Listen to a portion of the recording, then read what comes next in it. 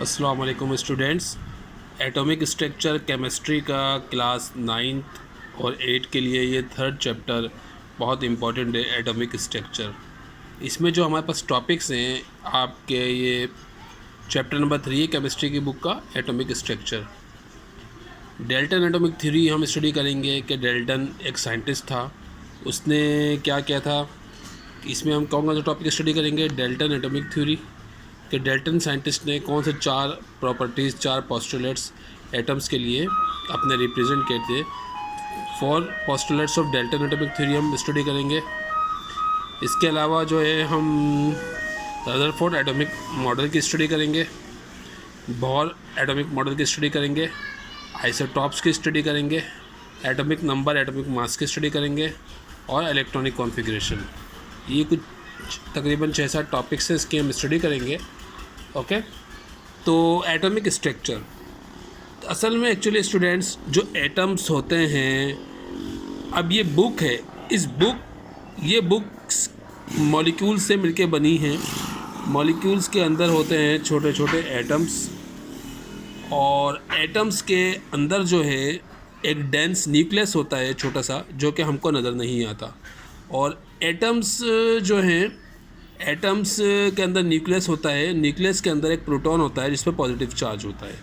तो ये एक जो साइंटिस्ट था डेल्टन एटॉमिक थ्योरी, इसने 1808 में जॉन डेल्टन एक साइंटिस्ट था, इसने एटम्स के लिए कुछ अपने पोस्टुलेट्स दिए थे। यानी कि इसने ये कहा था कि जो ऑल एलिमेंट्स, जितने भी एलिमेंट्स हैं, आर मेड अप, वो बने हुए होते हैं ऑफ स्मॉल इंडिविजिबल, बहुत छोटे छोटे ज़र्रात से मिलके, जिनको पार्टिकल्स होते हैं, छोटे छोटे पार्टिकल्स से मिलके बनते हैं जितने भी एलिमेंट्स हैं, और इनको एटम्स कहा जाता है। ओके, अब फॉर एग्जांपल ये एक प्लास्टिक का पेन है, ये भी छोटे छोटे पार्टिकल्स से मिलके बना है जिनको हम एटम्स कहते हैं। इसका दूसरा पोस्टुलेट था कि एटम्स जो हैं वो एक गिवन एलिमेंट, एक एलिमेंट के जो एटम्स होते हैं वो क्या होते हैं, हैविंग सेम साइज, साइज़ में सेम होते हैं, मैस में सेम होते हैं, और केमिकल प्रॉपर्टीज़ में भी एक जैसे होते हैं, बट लेकिन मुख्तलिफ होते हैं। But the atoms of one element, एक एलिमेंट के जो एटम्स हैं डिफ़र, मुख्तलिफ होते हैं from the atoms of other element, दूसरे एटम से। यानी कार्बन एटम जो है सोडियम से डिफरेंट होगा, क्यों कार्बन अलग है, सोडियम अलग है, सोडियम मैग्नीशियम से अलग होगा, ये मतलब है। उसके बाद इसने कहा कंपाउंड्स आर फॉर्म, कंपाउंड्स जो बनते हैं, यानी जैसे सोडियम क्लोराइड है जो कि टेबल साल्ट है, खाने का नमक है, are formed when atoms of more than one element combine in a same simple whole number ratio. अब सोडियम क्लोराइड का फॉर्मूला होता है NaCl, इसमें 2 एटम है सोडियम और क्लोरीन, इनके जो आपस में जो एटम्स हैं वो सिंपल होल नंबर रेशो से आपस में कंबाइन होंगे, तो क्या होगा, कंपाउंड बनेगा, यानी कि सोडियम क्लोराइड बनेगा। केमिकल, चौथा इसको जो 4th नंबर पोस्टुलेट्स है वो ये है, a chemical reaction is the rearrangement of atom. जो कोई भी केमिकल रिएक्शन होता है वो एटम्स की वजह से होता है, बट एटम्स, लेकिन atoms themselves are not change नहीं होते। दिस मीन्स, इसका मतलब है that atoms are neither created, ना एटम्स को हम बना सकते हैं, नॉट डिस्ट्रॉयड, ना उनको हम ख़त्म कर सकते हैं किसी भी केमिकल रिएक्शन में। तो ये 4 पोस्टुलेट्स डेल्टन ने साइंटिस्ट ने दिए थे, ये बहुत इंपॉर्टेंट है। उसके बाद हम जो स्टडी करते हैं डिस्कवरी ऑफ इलेक्ट्रॉन, इलेक्ट्रॉन कैसे बना। एक J.J. थॉमसन एक साइंटिस्ट था, उसने ये कहा, उसने एक एक्सपेरिमेंट किया अपना, और एक्सपेरिमेंट ये किया था इसने कि एक डिस्चार्ज ट्यूब ली कि जिसका एक साइड पे कैथोड पॉइंट रखा और एक पे एनोड, और इसको एक बैटरी के 2 वायर से कनेक्ट कर दिया। जो बैटरी का नेगेटिव वायर था, नेगेटिव पोर्शन, वो कैथोड के साथ ज्वाइन किया और पॉजिटिव को एनोड के साथ ज्वाइन किया। उसके बाद इसने जब बैटरी को कनेक्ट किया तो इसने देखा कैथोड से एक ब्लू कलर की लाइट स्ट्रेट लाइन में जा रही है एनोड के पास, और एनोड से डिफ्लेक्ट होकर वापस कैथोड की तरफ आ रही है। तो इसने ये कहा जो कि ये जो है इलेक्ट्रॉन्स होंगे जो कि कैथोड से ट्रेवल करना शुरू हुए, एनोड पे गए और एनोड से डिफ्लेक्ट होकर टकरा के वापस कैथोड पे आ रहे हैं, तो ये इलेक्ट्रॉन्स हैं। इस तरह इसने इलेक्ट्रॉन्स की डिस्कवरी की, और इलेक्ट्रॉन पे इसने ये बताया कि इस पर नेगेटिव चार्ज होता है। ओके स्टूडेंट्स, तो उसके बाद जो है हमारे पास रदरफोर्ड एटॉमिक मॉडल आया, एक साइंटिस्ट था रदरफोर्ड, इसने एक गोल्ड फॉयल का एक एक्सपेरिमेंट किया 1911 में, 1911 में इसने एक गोल्ड फॉयल ली। ये डायग्राम मैं आपको दिखाता हूँ। ये रदरफोर्ड एटॉमिक मॉडल की एक डायग्राम है। इसने एक गोल्ड फॉयल ली, यानी कि गोल्ड का एक पीस लिया जो कि 0.25 मिलीमीटर से भी कम, बहुत पतला था, एक शीट ली। उसमें कुछ अल्फ़ा पार्टिकल्स पास किए। उसने ये देखा कि अल्फ़ा पार्टिकल्स जो हैं वो 80% अल्फ़ा पार्टिकल्स उस गोल्ड फॉयल के होल सुराख में से, यानी कि न्यूक्लियस में से पास हो जाते हैं, गुजर जाते हैं, और बिल्कुल 10% यानी कि 5%, 10 से भी कम परसेंट जो अल्फ़ा पार्टिकल्स हैं वो उसमें से पास नहीं हो पाते, वो वापस उसी साइड पे आ जाएंगे। तो इसने अपना ये एक्सपेरिमेंट पेश किया कि एटम्स के अंदर एक छोटा सा न्यूक्लियस होता है, उस पर पॉजिटिव चार्ज होता है, और वो न्यूक्लियस इतना छोटा होता है कि जो पॉजिटिव पार्टिकल्स होंगे वो उसको रिपल करते हैं, उसको टकरा के वापस चले आएंगे। और जो होल इतना छोटा होता है, और जो होल के अंदर से नहीं जाते, जो होल के अपवर्ड और डाउनवर्ड साइड से होते हैं वो पास हो जाते हैं, तो वो निगेटिव चार्ज होते हैं, वो हमारे अल्फ़ा पार्टिकल्स होते हैं, alpha particles.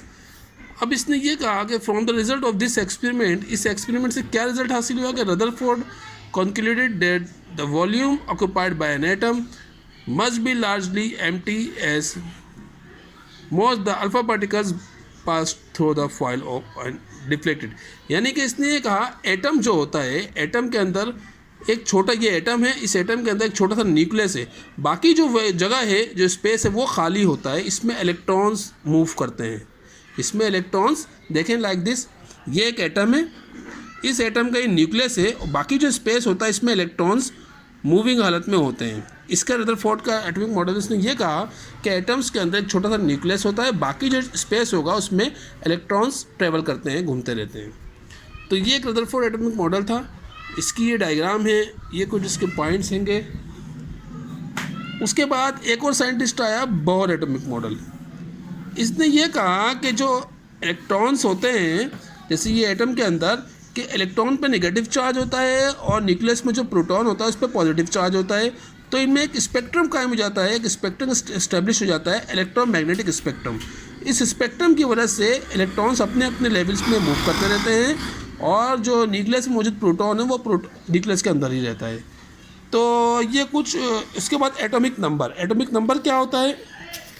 Atomic number students, atomic number का मतलब ये है कि जो इलेक्ट्रॉन्स मूव कर रहे हैं, नंबर ऑफ इलेक्ट्रॉन्स को हम एटॉमिक नंबर कहते हैं। किसी भी एटम में जितने भी इलेक्ट्रॉन्स होते हैं उसको हम एटॉमिक नंबर कहते हैं।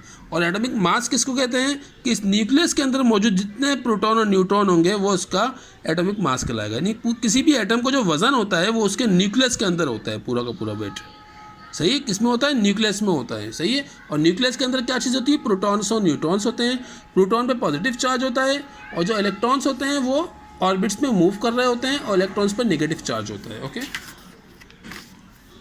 तो एटॉमिक मास बता दिया आपको कि किसी भी न्यूक्लियस में मौजूद प्रोटॉन और न्यूट्रॉन्स की जो क्वांटिटी होती है उसको हम एटॉमिक मास कहते हैं। Okay, the total number of protons and neutrons in the nucleus में मौजूद प्रोटॉन न्यूट्रॉन्स की तादाद ऑफ एन एटम, किसी भी एटम में, इज कॉल्ड मास नंबर या एटॉमिक मास। उसको एटॉमिक मास कहा जाता है। ये सोडियम है, ऊपर जो लिखा है इसका एटॉमिक मास है, यानी कि जो इसके न्यूक्लियस में 23 प्रोटॉन्स और न्यूट्रॉन्स हैं। ओके, और जो ऑर्बिट्स हैं उसमें 11 इलेक्ट्रॉन्स मूव कर रहे होते हैं। Okay, isotopes, an atom having same atomic number, किसी भी एटम, जैसे हाइड्रोजन का एटम है, अब हाइड्रोजन के एटम को देखेंगे, हाइड्रोजन के आइसोटॉप्स हैं, इसका एटॉमिक नंबर जो है वो सेम है, 111, यानी कि एक ही इलेक्ट्रॉन्स हैं इसमें, एक इलेक्ट्रॉन इसमें भी, इसमें भी, इसमें भी, लेकिन एटॉमिक मास डिफरेंट होता है। यानी कि इसमें, इसके न्यूक्लियस में एक प्रोटॉन है, इसके न्यूक्लियस में एक प्रोटॉन और एक न्यूट्रॉन है, और इसके न्यूक्लियस में 2 न्यूट्रॉन्स हैं और एक प्रोटॉन्स है। तो आइसोटॉप्स कहा जाता है। आइसोटॉप, पहले हाइड्रोजन का जो पहला आइसोटॉप है उसका नाम प्रोटियम है, दूसरा आइसोटॉप जो है उसका नाम ड्यूट्रियम है, और तीसरा आइसोटॉप का नाम ट्राइटियम है। सही है। तो आइसोटॉप्स जो हैं इनका यूजेस भी होता है। आइसोटॉप्स कहाँ इस्तेमाल होते हैं? आइसोटॉप्स जो हैं वो डिफरेंट डिसीज़ में इस्तेमाल होते हैं, बीमारियों को ट्रेस करने में इस्तेमाल होते हैं, कैंसर के इलाज में इस्तेमाल होते हैं, और मुख्तलिफ मशीन्स के फॉल्ट्स को सही करने के लिए आइसोटॉप्स यूज़ किए जाते हैं। ओके, उसके बाद हमारे पास जो एटम्स हमारे पास आता है टॉपिक इलेक्ट्रॉनिक कॉन्फ़िगरेशन। क्या चीज़ है इलेक्ट्रॉनिक कॉन्फ़िगरेशन का मतलब कि एटम के अंदर के शेल होता है, L shell, M shell, N shell, ये 4 शेल होते हैं। फॉर एग्जांपल ये एक एटम है सोडियम का, ये के शेल है, ये दूसरा ऑर्बिट जो है एल है, तीसरा ऑर्बिट जो है एम शेल है, चौथा ऑर्बिट जो है एन शेल है। इस फर्स्ट ऑर्बिट का नाम के शेल रखा है। इसमें मैक्सिमम 2 इलेक्ट्रॉन्स आ सकते हैं, 2 से ज़्यादा इलेक्ट्रॉन इसमें नहीं आ सकते। इस तरह उसके बाद आता है दूसरा शेल जो आता है उसको एल शेल का नाम दिया गया है, और थर्ड शेल जो है इसको एम शेल का नाम दिया गया है, और जो लास्ट शेल है उसको एन शेल का नाम दिया गया है। फर्स्ट शेल में 2 इलेक्ट्रॉन्स आते हैं, दूसरा शेल है सेकंड शेल, इसमें ज़्यादा से ज़्यादा 8 इलेक्ट्रॉन आ सकते हैं। थर्ड शेल में जो है वो 18 इलेक्ट्रॉन आ सकते हैं, और लास्ट शेल में 32 इलेक्ट्रॉन्स आ सकते हैं। तो ये इलेक्ट्रॉनिक कॉन्फ़िगरेशन है। ओके, इलेक्ट्रॉनिक कॉन्फ़िगरेशन किसी भी एटम का। उसके बाद ये चैप्टर क्लोज हो जाता है, इसकी एक्सरसाइज है वो आपको हम करवाएंगे। कुछ ये ब्लैंक्स हैंगी, करेक्ट आंसर्स हैं। Okay, the nucleus of an atom consist of, किसी भी एटम के न्यूक्लियस में क्या क्या चीज़ होती हैं, प्रोटॉन्स और न्यूट्रॉन्स, मैंने आपको बताया था। Which particle is the lightest particle, electron का वेट सबसे कम होता है, ये लाइटेस्ट पार्टिकल होता है। Which particle is the heavier particle, कौन सा हैवियर होता है, न्यूट्रॉन। ओके, तो स्टूडेंट्स यहाँ पर कुछ क्वेश्चंस होंगे कि हमारे पास यहाँ पर जैसे ये देखें, outline the main points of Dalton atomic theory के 4 पॉइंट्स बताइए। कि इसने फर्स्ट पॉइंट ये कहा था कि एटम जो है बहुत छोटे छोटे ज़रात से मिलकर बनता है। सेकंड पॉइंट ये है कि किसी भी एटम, कोई भी एटम के जो एलिमेंट्स के जो एटम है उसके दूसरे एलिमेंट से बिल्कुल साइज़ में सेम होंगे, मास में सेम होंगे, केमिकल प्रॉपर्टीज़ में सेम होंगे। और एक एटम के जो कंपाउंड है वो सिंपल होलो नंबर रेशो में सेम होते हैं। और इसके अलावा किसी भी एटम को ना तो क्रिएट किया जा सकता है ना डिस्ट्रॉय कर सकते हैं, नहीं बनाना ना तो हम बना सकते हैं ना हम उसको ख़त्म कर सकते हैं। ओके, ये डेल्टन एटॉमिक थ्योरी का मैंने आपको बताया है। रदरफोर्ड एटॉमिक मॉडल का बताया है कि इसने क्या किया है, गोल्ड फॉइल ली, गोल्ड का पीस लिया, उसमें कुछ तरफा पार्टिकल्स को पास किया। इसने ये देखा है बहुत सारे पार्टिकल्स उसमें से पास हो गए, लेकिन कुछ पार्टिकल्स पास नहीं हो रहे, वो वापस टकरा के दूसरी तरफ जा रहे हैं। उसके बाद बोर एटॉमिक थ्योरी आई। बोर साइंटिस्ट ने ये कहा कि इलेक्ट्रॉन्स पे नेगेटिव चार्ज होता है और न्यूक्लियस में मौजूद प्रोटॉन पे पॉजिटिव चार्ज होता है। इस तरह इनके दरमियान एक इलेक्ट्रोमैग्नेटिक स्पेक्ट्रम बन जाता है और इलेक्ट्रॉन्स जो हैं वो प्रोटॉन से टकराते नहीं हैं, वो अपनी अपनी जगह पे कायम रहते हैं। ओके, उसके बाद जो मैंने आपको चीज़ बताई, एटॉमिक नंबर क्या होता है। एटॉमिक नंबर जो है किसी भी एटम के अंदर मौजूद इलेक्ट्रॉनों की जो तादाद होती है उसको एटॉमिक नंबर कहा जाता है। मास नंबर किसी भी एटम के न्यूक्लियस में मौजूद प्रोटॉन और न्यूट्रॉन्स की जो तादाद होती है उसको मास नंबर कहते हैं। आइसोटॉप्स, एक an element having same atomic number but different atomic masses is called isotopes. यानी कि एटम के एटॉमिक नंबर तो सेम हो, जैसे हाइड्रोजन के 3 आइसोटॉप होते हैं, प्रोटियम, ड्यूट्रियम और ट्राइटियम। इनके एटॉमिक नंबर 111 होते हैं, यानी कि 1 इलेक्ट्रॉन होता है, इनके तीनों के अंदर 1 इलेक्ट्रॉन होता है, लेकिन इसका एटॉमिक मास चेंज हो जाते हैं 1, 2 और 3। यानी कि पहले वाले हाइड्रोजन में जो है 1 इलेक्ट्रॉन होता है, इसके न्यूक्लियस में 1 प्रोटॉन होता है, दूसरे वाले हाइड्रोजन के न्यूक्लियस में 1 प्रोटॉन 1 न्यूट्रॉन होता है, तीसरे वाले हाइड्रोजन के न्यूक्लियस में 2 न्यूट्रॉन 1 प्रोटॉन होते हैं। यानी कि इनके एटॉमिक मासेस चेंज हो जाए, एटॉमिक नंबर सेम रहें, 111 रहें, तो उस चीज़ को हम आइसोटॉप कहते हैं। और आइसोटॉप्स कहाँ यूज़ होते हैं, ये मुख्तलिफ बीमारियों की इलाज के लिए इस्तेमाल होते हैं, कैंसर की इलाज के लिए यूज़ होता है, मुख्तलिफ मशीनों की जो फॉल्ट्स को सही करने के लिए आइसोटॉप्स का यूज़ किया जाता है, और रेडियो एक्टिव रेज में भी यानी कि एक्स रेज में भी आइसोटॉप्स वगैरह यूज़ किए जाते हैं। ओके, तो इस तरह से ये चैप्टर 3 था जो मैंने आपको ब्रीफली इसका एक डेमोस्ट्रेशन दी है। ओके स्टूडेंट्स, तो बाकी जब आपके स्कूल्स ओपन होंगे तो इसमें कंप्लीट आपका इसका राइटिंग वर्क करवाया जाएगा। अभी आपको ये वीडियो बनाने का मकसद ये है कि आप घर पे बैठ के थोड़ा सा स्टडी कर लीजिएगा। जैसे ये डिस्कवरी ऑफ इलेक्ट्रॉन में ये डायग्राम है डिस्चार्ज ट्यूब की, इसको बनाएं, इसको देखें कि इसमें आप खुद से बनाइएगा कि इसमें जब इसने क्या क्या जो साइंटिस्ट था जे थॉमसन, इस जे थॉमसन ने इलेक्ट्रॉन को डिस्कवर किया था डिस्चार्ज ट्यूब के ज़रिए। डिस्चार्ज ट्यूब में क्या होता है, कैथोड से जो ब्लू कलर की लाइट निकलती है जो कि स्ट्रेट लाइन में ट्रेवल करती है, एनोड पे जाती है, वापस डिफ्लेक्ट होकर इधर आती है। तो उसने कहा ये जो है इलेक्ट्रॉन से जो डिफ्लेक्ट होकर आ रहे हैं इलेक्ट्रॉन्स पर नेगेटिव चार्ज होता है। ये इसने अपना पॉइंट शो किया था। और तो ये इसमें आपको मैंने डेल्टन एटॉमिक थ्योरी का टॉपिक पढ़ा दिया है। रदरफोर्ड एटॉमिक मॉडल का बता दिया कि गोल्डफाइलिस ने गोल्डफाइल से अल्फा पार्टिकल्स को पास किया, 90% इलेक्ट्रिक अल्फा पार्टिकल्स पास हो गए और 10% पास नहीं हुए। तो उसके बाद जो है बोर एटॉमिक मॉडल आया। बोर ने क्या किया, इसने ये कहा कि न्यूक्लियस में मौजूद प्रोटॉन्स पर पॉजिटिव चार्ज होता है और जो न्यूक्लियस के बाद जो इलेक्ट्रॉन्स होते हैं उन पर नेगेटिव चार्ज होता है और न्यूक्लियस बहुत छोटा होता है, बाकी जगह खाली होती है। एटॉमिक नंबर्स बताए, मास नंबर बताए, आइसोटॉप्स बताएं आपको, तो इलेक्ट्रॉनिक कॉन्फिगरेशन समझाइए। बाकी इसका थ्योरेटिकल वर्क्स मैं आपको ये कह रहा हूँ कि इसकी घर पे स्टडी करें इस चैप्टर की, ठीक है। और जो पॉइंट्स हैं वो आपको मैं बाद में इसका नेक्स्ट वीडियो में इससे कुछ क्वेश्चन आंसर्स मैं आपको बता दूंगा, हैं। तो स्टूडेंट्स इसको अच्छी तरह से स्टडी करिएगा। Okay, thank you very much.